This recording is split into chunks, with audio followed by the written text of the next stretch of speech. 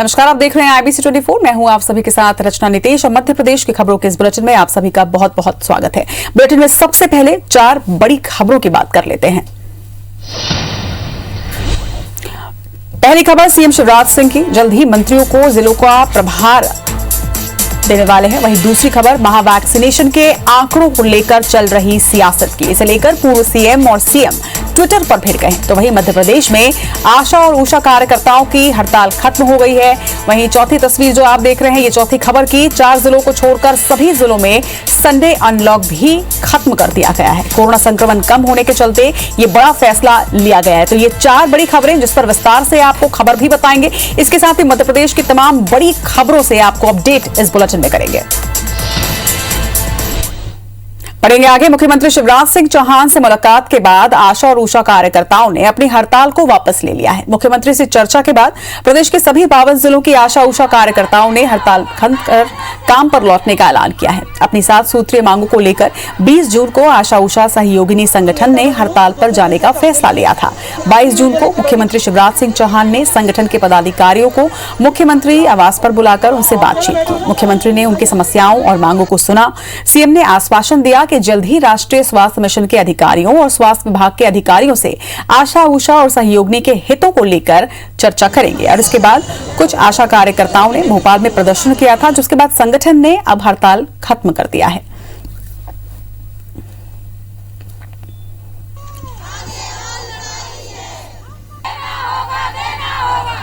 प्रदेश के मुखिया ने अगर हमें बुलाया है और हमारी मांगों पर विचार किया है तो हमारे लिए बहुत कुछ अच्छे से अच्छा होने वाला है। ये मध्य प्रदेश आशा उषा कार्यकर्ता संगठन के द्वारा हड़ताल को समाप्त कर दिया गया है। कुछ ऐसे फर्जी संगठन है जो हमारे नाम का उपयोग करके अपने आप को अध्यक्ष कह रहे हैं। इनकी बातों में ना विश्वास करें। और इस खबर पर ज्यादा जानकारी के साथ हमारे सहयोगी सुधीर निरौतिया इस वक्त हमारे साथ जुड़ रही हैं। सुधीर, अपनी 7 सूत्रीय मांगों को लेकर आशा उषा कार्यकर्ता हड़ताल पर थी, लेकिन अब सीएम शिवराज सिंह चौहान के आश्वासन के बाद इस हड़ताल को उन्होंने खत्म कर दिया है। कि सभी मांगों को मान लिया गया है? देखिए, बिल्कुल रचना, बात करें तो सरकार के लिए एक बड़ी राहत की बात हो सकती है। हालांकि कुछ गफलत के कारण भोपाल में 2 दिन पहले हमने देखा था कि किस तरीके से प्रदेश भर की कई आशा और उषा कार्यकर्ताओं ने एक बड़ा प्रदर्शन किया था और उसके बाद में ये लगा था कि शायद मुख्यमंत्री से जो चर्चा हुई थी वो असफल चर्चा हुई है। पर लेकिन जो संगठन की जो प्रदेश अध्यक्ष है विभा श्रीवास्तव, उन्होंने आज बिल्कुल स्पष्ट किया है कि हड़ताल को पूरी तरीके से समाप्त कर दिया गया। और मुख्यमंत्री शिवराज सिंह चौहान से जो 23 तारीख को मुलाकात आशा उषा कार्यकर्ता की हुई थी, उसके बाद में 28 जून तक का वक्त जो है वो सरकार को दिया गया है। लिहाजा आज भी मिशन संचालक जो NHRM की है छवि भारद्वाज, उनसे आशा उषा कार्यकर्ताओं के संगठनों ने मुलाकात की थी और मुख्यमंत्री के जो आश्वासन था उस पर कहीं ना कहीं सरकार आगे की तरफ बढ़ रही है, आगे कदम उठा रही है। और ऐसे में अब हड़ताल को पूरी तरीके से समाप्त कर दिया गया है। कुछ एक संगठन या कहना चाहिए कुछ जिलों में जहां पर आशा उषा कार्यकर्ता प्रदर्शन कर रही थी, उनसे भी अब ये अपील की गई है कि हड़ताल को छोड़कर अपने काम पर वापस आए। लिहाजा सरकार के लिए एक बड़ी राहत की बात है, क्योंकि मध्य प्रदेश के अंदर जब सरकार महावैक्सीनेशन का अभियान चला रही है, ऐसे में इन कार्यकर्ताओं की जिम्मेदारी काफी ज्यादा बढ़ती थी। लिहाजा प्रदेश के अंदर जिस तरीके से रिकॉर्ड सरकार ने बनाया था, पर लेकिन उसके बावजूद भी ग्रामीण अंचल में आशा उषा कार्यकर्ताओं के चलते कहीं कहीं वैक्सीनेशन का काम प्रभावित हुआ था। अब कम से कम इस हड़ताल के बाद में उस काम में भी तेजी देखने को मिलेगी। पर 28 तारीख तक का इंतजार करना होगा, क्योंकि 28 तारीख तक लिखित आश्वासन पर कुछ आशा और उषा कार्यकर्ता जो है वो अभी भी अड़ी हुई है। और अगर लिखित आश्वासन नहीं मिलता है तो उसके बाद में एक बार फिर से हड़ताल पर जाने का विचार किया जा सकता है। संगठन के कुछ पदाधिकारियों का यह भी कहना है। पर हड़ताल पूरे 52 जिले में खत्म कर दी गई है। लिहाजा कहना होगा कि पूरे प्रदेश भर में जो प्रदर्शन चल रहे थे उसके मद्देनजर एक बड़ा फैसला संगठन की ओर से लिया गया है। और मुख्यमंत्री शिवराज सिंह चौहान का जो आश्वासन था उस पर भरोसा जताते हुए हड़ताल की समाप्ति की घोषणा जो है वो आशा उषा संगठन के प्रदेश अध्यक्ष की ओर से की गई है। रचना, निश्चित तौर पर चाहे टीकाकरण अभियान की बात करें या तीसरी लहर की व्यवस्थाओं की बात करें, आशा उषा कार्यकर्ताओं की भूमिका काफी इसमें प्रमुख मानी जा रही है। और ऐसे में निश्चित तौर पर एक राहत भरी खबर है सरकार के लिए। तमाम बातचीत के लिए आपका बहुत बहुत शुक्रिया। बढ़ेंगे आगे। मध्य प्रदेश में वैक्सीनेशन महाअभियान पर सियासत लगातार जारी है। शनिवार को प्रदेश में 9,86,000 लोगों ने वैक्सीन लगवाई। इस पर सीएम शिवराज सिंह चौहान ने पूर्व सीएम कमलनाथ पर तंज किया। सीएम ने ट्वीट कर यह लिखा कि कोरोना टीकाकरण में धांधली देखने वाले कमलनाथ जी अपनी आंखों के जाले साफ कर लीजिए। हर दिन 10 लाख टीके लग रहे हैं। मध्य प्रदेश देश में अव्वल है। आपको बता दें कि इससे पहले कमलनाथ ने मध्य प्रदेश में 21 जून को 17 लाख टीका लगवाने को लेकर सरकार को घेरा था। कमलनाथ ने ट्वीट कर कहा था कि मध्य प्रदेश के टीकाकरण अभियान को लेकर बड़ी धांधली सामने आ रही है। एक दिन 17 लाख टीके लगते हैं, जबकि उसके अगले और पिछले दिन कुछ 100 टीके ही लगते हैं।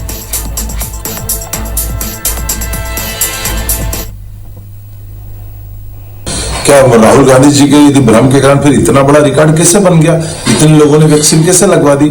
शिवराज जी, आप झूठ बोलने के आदी हैं, हमेशा अच्छा गप करते हैं, कड़वा तू करते हैं, आपकी आदत है।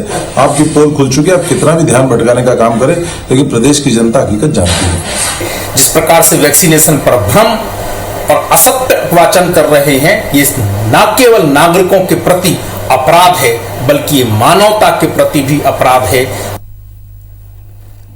इंदौर में टीकाकरण को लेकर जागरूकता अभियान लगातार जारी है। मंत्री तुलसी सिलावट और कलेक्टर मनीष सिंह ने सभी व्यापारियों और यूनियन की बैठक ली, जिसमें सभी को जागरूक करने और अपने साथियों को वैक्सीनेट कराने की सलाह दी गई। वहीं लोगों की हौसला अफजाई के लिए सिलावट अलग अंदाज में भी नजर आए। उन्होंने खुद ऑटो रिक्शा चलाया और लोगों को संदेश दिया। वहीं ऑटो ड्राइवर ने यह बताया कि अगर हम सुरक्षित होंगे तो औरों को भी सुरक्षित रख पाएंगे। इसी उद्देश्य को लेकर मैंने अपना वैक्सीन का सर्टिफिकेट ऑटो की स्क्रीन पर लगा रखा है, ताकि सवारी को किसी भी प्रकार की दिक्कत ना हो।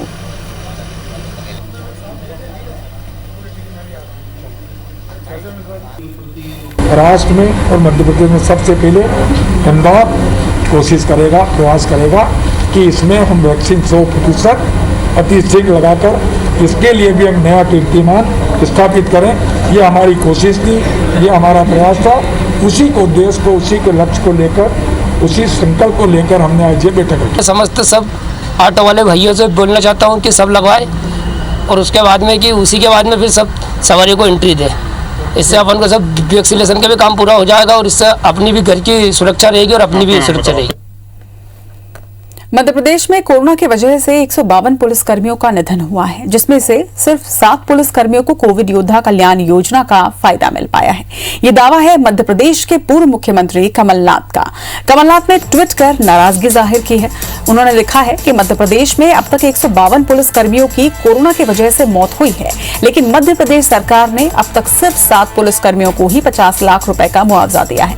कमलनाथ ने ये मांग रखी है कि मध्य प्रदेश की सरकार जल्द ही बाकी बचे हुए पुलिसकर्मियों को भी कोरोना योद्धा कल्याण योजना के तहत मिलने वाली 50 लाख की राशि जारी करे। उधर कमलनाथ के ट्वीट पर बीजेपी नेता राहुल कोठारी ने कहा कि कम से कम कांग्रेस बीजेपी को मानवता का पाठ न पढ़ाए। इस कोरोना काल के अंदर 152 पुलिसकर्मी शहीद हुए हैं और उसमें से अभी तक सिर्फ 7 लोगों को कोरोना योद्धा योजना का लाभ मिला है 50 लाख का। बाकी आज भी भटक रहे हैं आवेदन लिए। तो निश्चित तौर पे सरकार की योजनाओं की पोल खोल रहा। 152 पुलिसकर्मी जिन्हें फ्रंट लाइन वॉरियर्स का दर्जा मध्य प्रदेश की सरकार ने सिर्फ शब्दों में दिया है। कांग्रेस पार्टी भारतीय जनता पार्टी के नेतृत्व को और हमारी सरकार को इस बात को ना सिखाए कि संवेदनशीलता क्या होती है। कोई भी व्यक्ति कोरोना से जिसकी मृत्यु हुई है उसको पूरा लाभ मिलेगा। निश्चित रूप से अपने आप में उसका जाना जो है दुखद अफसान होता है, लेकिन कांग्रेस पार्टी जिस तरीके से कोरोना में मौतों पर राजनीति कर रही है, पहले वो इस बात का जवाब दे कि कब तक वो सेवा कब वो है सेवा के लिए बाहर निकली। मुख्यमंत्री शिवराज सिंह चौहान 1-2 दिन में मंत्रियों को जिलों का प्रभार दे सकते हैं। मुख्यमंत्री शिवराज सिंह चौहान प्रदेश अध्यक्ष वीडी शर्मा और प्रदेश प्रभारी मुरलीधर राव के साथ चर्चा के बाद इस बारे में सहमति बन गई है। मंत्रियों को जिलों का प्रभार देने और निगम मंडल में नियुक्तियां करने के लिए नामों पर चर्चा हो चुकी है। निगम मंडलों में नियुक्तियां पिछले साल नवंबर महीने से ही चलती आ रही है। वहीं राज्यसभा सांसद ज्योतिरादित्य सिंधिया ने 23 जून को मुख्यमंत्री और प्रदेश अध्यक्ष से अलग अलग बैठक की थी। बैठक में सिंधिया ने निगम मंडलों में नियुक्तियों को लेकर मंथन किया था। इससे पहले मुख्यमंत्री ने निगम मंडलों के अध्यक्ष, उपाध्यक्ष और दूसरे पदों की जानकारी बुला ली थी। माना जा रहा है कि प्रदेश प्रभारी के साथ बैठक होने के बाद अब सरकार जल्द ही आदेश जारी करेगी। ये माननीय मुख्यमंत्री जी का एकाधिकार है। माननीय मुख्यमंत्री जी जब जिस मंत्री को जो उचित कार्य है वो उसको अलॉट करेंगे, उस हिसाब से हम सब लोग काम करेंगे। माननीय मुख्यमंत्री जी का एकाधिकार है।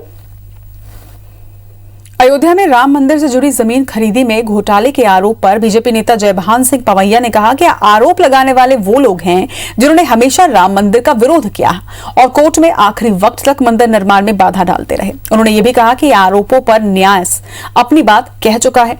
राज्यसभा सांसद ज्योतिरादित्य सिंधिया के साथ मुलाकात पर पवैया ने कहा कि ये 2 कार्यकर्ताओं की मुलाकात है। पवैया ने यह भी कहा कि वो संगठन की लक्ष्मण रेखा कभी पार नहीं करते। देशवासियों का भरोसा राम जन्मभूमि तीर्थ क्षेत्र न्यास पर है और जो विचार परिवार हमारा लगा उस मंदिर निर्माण का शिव संकल्प लेकर, उस विचार परिवार के लिए लोगों के मन में रत्ती भर भी कोई संदेह नहीं।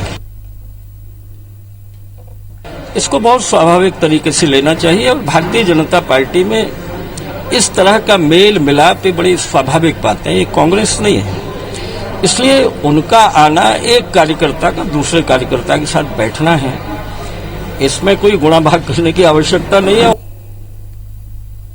इंदौर से भाजपा विधायक आकाश विजयवर्गीय का बड़ा बयान सामने आया है। इसमें वो एमपी में साल 2023 का विधानसभा चुनाव शिवराज सिंह चौहान के नेतृत्व में कराए जाने की बात उन्होंने कही। उन्होंने ये भी कहा कि सीएम शिवराज के काम से सभी खुश हैं। विजयवर्गीय ने नेतृत्व परिवर्तन की तमाम चर्चाओं को गलत बताया। दरअसल इन दोनों भाजपा के तमाम बड़ी नेताओं की मुलाकातों से सियासी पारा गरमाया हुआ है। वहीं कांग्रेस प्रदेश में नेतृत्व परिवर्तन का दावा भी कर रही है। हालांकि बीजेपी अध्यक्ष जेपी नड्डा भी शिवराज सरकार की तारीफ कर चुके हैं। आकाश विजयवर्गीय ने सीएम शिवराज के काम की तारीफ करते हुए तमाम अटकलों को गलत बताया। मैं तो जनता के बीच में रहता हूँ, आए दिन हमारी नेताओं के साथ बैठकें वगैरह होती रहती है, तो मुझे लगता है माननीय शिवराज सिंह चौहान जी के नेतृत्व में सभी लोग बहुत खुश हैं और मेरी तो पर्सनल ये इच्छा है कि हम लोग 2023 का चुनाव माननीय शिवराज सिंह चौहान जी के नेतृत्व में ही लड़ें। खबर है कि डीजल की बढ़ती कीमतों के विरोध में अगस्त के पहले हफ्ते में ट्रांसपोर्टर राष्ट्रव्यापी हड़ताल पर जा सकते हैं। 28 जून को केंद्र सरकार के विरोध में काला दिवस मना रहे ट्रक संचालकों की मांग है कि पेट्रोल और डीजल की कीमत को सीएसटी में शामिल किया जाए ताकि पूरे देश में पेट्रोल डीजल की कीमत एक समान हो। कमजोर आर्थिक हालातों ने कमर तोड़कर रख दी है। वहीं ज्यादातर छोटे ट्रांसपोर्टर हैं जिनके पास 4 से 5 गाड़ियां हैं। डिमांड और सप्लाई कम है तो वहीं गाड़ियों की किश्त भरने भी मुश्किल हो रही है। ऐसे में फाइनेंस गाड़ियां सीज करने में लगे हुए हैं। 30% गाड़ियां बंद हो चुकी हैं। मध्य प्रदेश शासन से लेकर केंद्र सरकार के सामने गुहार लगाई जा चुकी है, लेकिन सरकार कोई कदम उठाने के लिए तैयार नहीं है। लिहाजा हड़ताल ही एक विकल्प बचा है। अगर ट्रक वाला इस डीजल के रेट में व्यापार करने लगेगा भी तो परिवहन कास्ट बढ़ेगी और परिवहन कास्ट बढ़ेगी तो नेचुरली हर चीज की कीमतें बढ़ेगी। केंद्र सरकार से मांग करते हैं कि पेट्रोल डीजल को जीएसटी में जल्द से जल्द लिया जाए और इसके साथ पूरे राज्य और पूरे देश के अंदर समतुल्य एक जैसे रेट किए जाए। का रुख करेंगे बिग न्यूज का। राष्ट्रपति रामनाथ कोविंद 3 दिवसीय दौरे पर उत्तर प्रदेश पहुंचे। वो सबसे पहले अपने गांव परौंख पहुंचे। यहां पर उन्होंने पथरी देवी मंदिर में दर्शन किए और फिर गांव वालों का अभिनंदन करते हुए सभी को धन्यवाद दिया। इसके बाद राष्ट्रपति ने अपने मातृभूमि को झुककर नमन किया और उसकी मिट्टी को माथे पर लगाया। राष्ट्रपति के साथ राज्यपाल आनंदीबेन पटेल, यूपी के मुख्यमंत्री योगी आदित्यनाथ भी मौजूद रहे।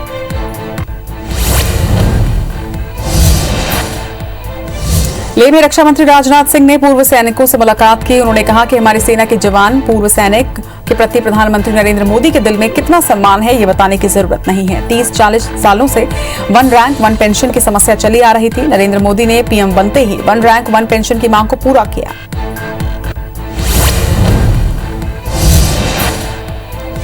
जम्मू में उच्च सुरक्षा वाले हवाई अड्डे के एयरफोर्स टेक्निकल एरिया में विस्फोटक से लदे ड्रोन से 2 धमाके किए गए। धमाके से हवाई प्रतिष्ठान के तकनीकी क्षेत्र में एक इमारत की छत ढह गई। वहीं दूसरा विस्फोट 5 मिनट के बाद जमीन पर हुआ। विस्फोट में वायुसेना के 2 कर्मी घायल हुए हैं।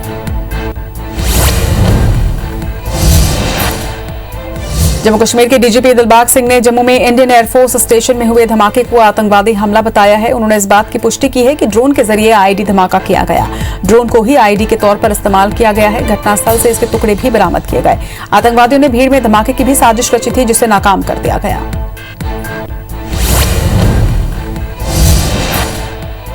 जम्मू कश्मीर के डीजीपी दिलबाग सिंह ने कहा कि जम्मू पुलिस ने 5-6 किलो का एक आईडी बरामद किया है। ये लश्कर तैयबा के आतंकी से बरामद हुआ है। ये किसी भीड़भाड़ वाले इलाके में धमाके की प्लानिंग थी।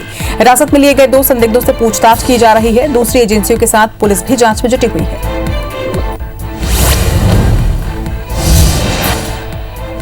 रक्षा मंत्री राजनाथ सिंह ने जम्मू के वायुसेना स्टेशन पर ड्रोन से विस्फोटक को लेकर vice air chief air marshal HS. Arora से बात की है। एयर मार्शल विक्रम सिंह स्थिति का जायजा लेने के लिए जम्मू पहुंचे। वहीं मामले की जांच के लिए एनआईए की टीम स्टेशन पहुंच चुकी है। घटना के बाद सुरक्षा बलों ने इलाके को कुछ ही मिनटों में सील कर दिया। मौके पर फॉरेंसिक टीम और एक्सपर्ट पहुंची और मुआयना किया। और करेंगे कुछ और खबरों का। चंबल अंचल के मुरैना जिले में शहर की पुरानी हाउसिंग बोर्ड कॉलोनी में एक गोदाम पर छापामार कार्रवाई हुई, जहां पर पाम ऑयल से लेकर कई खतरनाक कैमलों का जखीरा पकड़ा गया है। मिलावट का ये कारोबार पड़ावली गांव निवासी राम सहाय शर्मा चला रहा था, जो पहले भी ऐसे काम करते हुए पकड़ा जा चुका है। पुलिस, राजस्व और फूड सेफ्टी विभाग की टीम ने 20 ड्रम, 100 से ज्यादा कनस्तर के अलावा पैकिंग के सैकड़ों डिब्बे और कंटियां भी यहां पर से बरामद की है। फूड सेफ्टी अधिकारियों ने गोदाम में मिली सभी सामग्रियों के सैंपल ले लिए हैं। इस दौरान गोदाम में मिलावटी दूध बनाने के 12 ड्रम, 12 नीली can hydrogen peroxide, refined palmolein oil, RM chemical 2600 millilitre, nutritive gold refined palm oil 1600 millilitre और 15 लीटर पैक टीन भी जब्त की गई।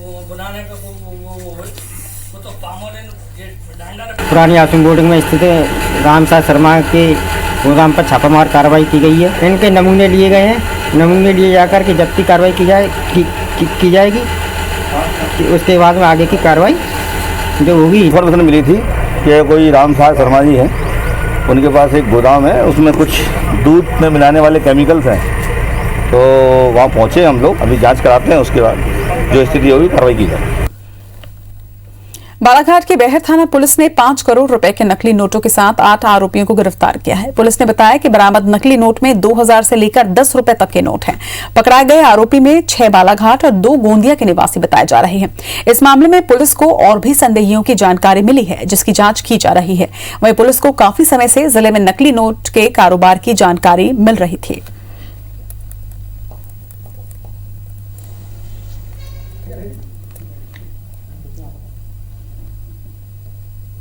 नकली नोट का एक बड़ा गिरोह पकड़ा गया है। 5 करोड़ से अधिक के नकली नोट बालाघाट पुलिस और गोंदिया पुलिस ने एक जॉइंट ऑपरेशन में जब्त किए हैं। इनमें ये नोट कहाँ छपे या इनके ऊपर कौन है जो इसका पूरा नेटवर्क चला रहा है और इन नोटों को छापकर इसको खपाने का प्रयास कर रहा है, उन सभी बिंदुओं पर विवेचना जारी है।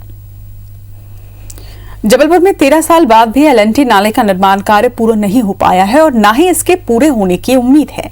इससे लोगों को एक बार फिर बरसात में तबाही का डर सताने लगा है। इस नाले से बीते साल बाढ़ जैसे हालात बन गए थे। कांग्रेस का आरोप है कि निगम ने बिना किसी प्लानिंग के नालों को कवर्ड करने के करोड़ों रुपए की योजना शुरू की, जिससे न केवल नालों की चौड़ाई कम हुई है, बल्कि नालों को कवर करने के काम भी पूरा नहीं हो सका है। वहीं सालों बाद भी नाले अब भी अधूरे हैं। उधर जबलपुर नगर निगम का यह कहना है कि नाले अधूरे काम को पूरा करने के लिए दूसरा टेंडर हो गया है। ठेकेदार के आने पर काम पूरा हो जाएगा। तो जो मूल काम था हमारा, जो 2013 में कंप्लीट होना था, जिसके 374 करोड़ रुपए की राशि जिसके लिए स्वीकृत हुई थी, 400 करोड़ के ऊपर का भुगतान हो चुका और एक नाला ऐसा नहीं है जिसने कंप्लीट हो गया हो। जो कंपनी जो कॉन्ट्रैक्टर इसका था वो काम अधूरा छोड़कर गया था, उसके काम को अभी निरस्त करते हुए नया टेंडर की कार्रवाई की गई है और उस कॉन्ट्रैक्टर की जो राशि थी हमारे पास वो भी जब्त कर दी गई है और अभी नया कॉन्ट्रैक्टर वो शीघ्र ही काम प्रारंभ करेगा और उम्मीद है कि आने वाले कुछ समय में हम नालों को पूर्ण कर पाएंगे। विश्व की सबसे बड़ी औद्योगिक त्रासदी की गवाह यूनियन कार्बाइड को जापान के हिरोशिमा की तर्ज पर मेमोरियल बनाया जाएगा। इस मेमोरियल को भोपाल मेमोरियल के नाम से जाना जाएगा, जिसके तहत यहां research and development unit, open theatre, community hall बनाए जाएंगे। फिलहाल लोग इस जगह पर आने से बचते हैं, लेकिन सरकार की कोशिश है कि मेमोरियल बनने के बाद लोग ज्यादा से ज्यादा यहां आए। फिलहाल सरकार के सामने इस फैक्ट्री के जहरीले कचरे को साफ करना बड़ी चुनौती है और इस काम पर सरकार 350 करोड़ रुपए खर्च करेगी, जिसके राज्य सरकार ने इसी महीने टेंडर भी जारी कर दिया है, जिसमें गुजरात की 2 कंपनियों ने रुचि दिखाई है। दोनों कंपनियों ने मंत्री विश्वास सारंग के सामने टेक्निकल प्रेजेंटेशन भी दिया है। वहीं central pollution control board, state pollution control board और राज्य सरकार के अधिकारियों की कमेटी इन दोनों कंपनियों की तकनीकी क्षमता को परखेगी, जिसके बाद टेंडर प्रक्रिया पूरी करके जहरीले कचरे की सफाई शुरू की जाएगी। बदहाल स्थिति में है, खंडहर बना हुआ है, वहां पर रोजगार उन्मुखी एक हम मेमोरियल बनाना चाहते हैं। सैकड़ों एकड़ जमीन, बेशकीमती जमीन, जिस पर गैस पीड़ितों को रोजगार मिल सकता है। दुनिया भर में बाघों के लिए मशहूर उमरिया जिले के बांधवगढ़ टाइगर रिजर्व में मशहूर अदाकारा रवीना टंडन सपरिवार बाघों का दीदार करने के लिए पहुंचे। सूत्रों की माने तो 2 दिन के बांधवगढ़ दौरे में रवीना ने परिवार के साथ जंगल सफारी की। बताया गया है कि रवीना टंडन का ये पूरा सफर निजी और पारिवारिक था। अभिनेत्री रवीना के बांधवगढ़ में होने की खबर लगते ही उन्हें पसंद करने वाले लोग रवीना को देखने के लिए यहां पहुंचे।